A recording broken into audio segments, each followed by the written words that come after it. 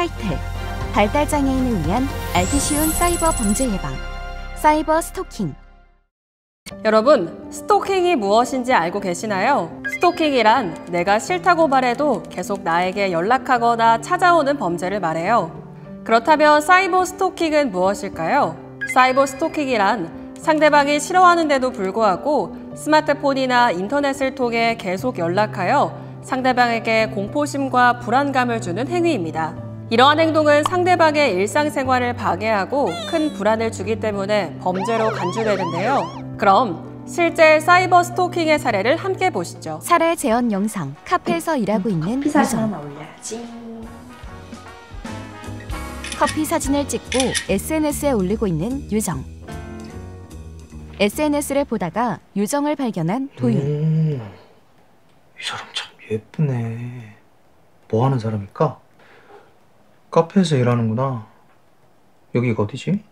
집이 어딘지 파악했고 일하는 곳도 그리 멀지 않네. 한번 가볼까? 유정이 일하고 있는 카페에 찾아온 도윤. 안녕하세요.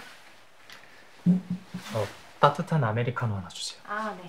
알겠습니다.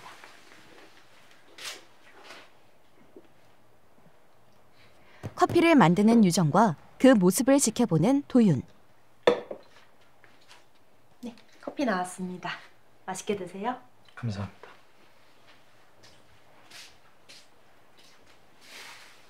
정말 친절하다. 역시 내 예감이 맞았어. 다음 날에도 카페에서 일하고 있는 유정. 안녕하세요. 저 따뜻한 아메리카노 하나 주세요. 네, 알겠습니다. 근데 어제도 오셨죠? 저 기억하시는구나.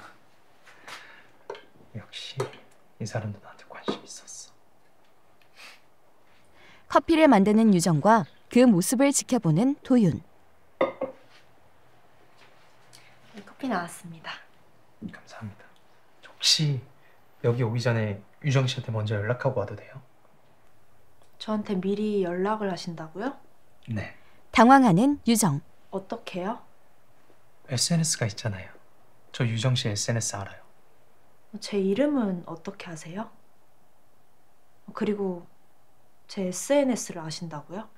어떻게 나에 대해서 다 알고 있는 거지? 너무 무서워. 타이틀, 사이버 스토킹 편.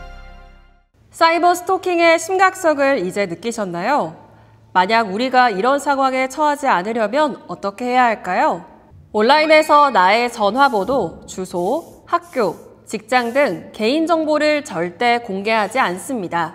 모르는 사람이 나의 개인정보를 물어본다면 절대 알려주지 마세요. 상대방이 계속해서 나에게 연락하고 찾아와서 불편하게 한다면 싫다는 표현을 분명하게 전달하세요. 나도 다른 사람에게 불편하게 하거나 싫어하는 행동은 절대 하지 말아야 합니다. 나의 행동이 누군가에게 불편을 줄 수 있다는 것 또한 꼭 기억하세요. 여러분, 온라인에서 개인정보를 철저하게 지키고 불편한 상황에서는 즉시 대응하세요. 지금까지 다양한 사이버 범죄와 그 예방 방법에 대해 알아봤습니다. 그런데 만약 사이버 범죄의 피해자가 됐다면 어떻게 해야 할까요? 지금부터 사이버 범죄 피해 대처 방법을 알려드리겠습니다. 첫 번째, 주변에 도움 요청하기. 사이버 범죄를 당했을 때는 혼자 해결하려 하지 말고 주변에 도움을 요청하세요. 가족, 보호자, 선생님, 직장 상사에게 문제가 발생한 상황을 자세히 이야기하면 문제를 더 잘 해결할 수 있습니다. 두 번째, 사이버 범죄 신고 시스템 이용하기.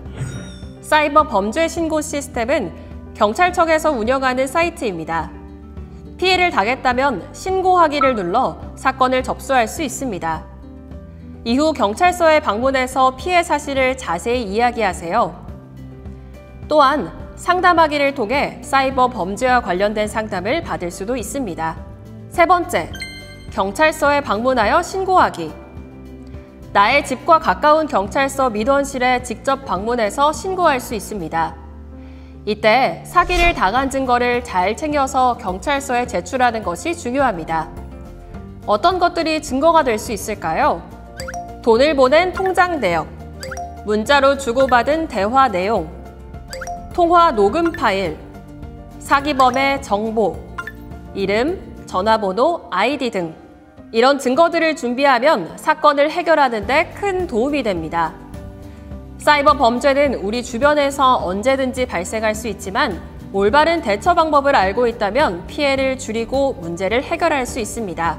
여러분, 절대 혼자 고민하지 말고 주변에 도움을 요청하세요. 그리고 경찰과 상담기관의 도움을 받는 것도 잊지 마세요. 여러분의 소중한 정보와 일상을 지키기 위해 항상 경각심을 가지고 주의하는 것, 그것이 가장 중요한 첫걸음입니다. 안전하게 그리고 현명하게 사이버 생활을 이어가시기 바랍니다. 한국장애인고용공단 고용개발원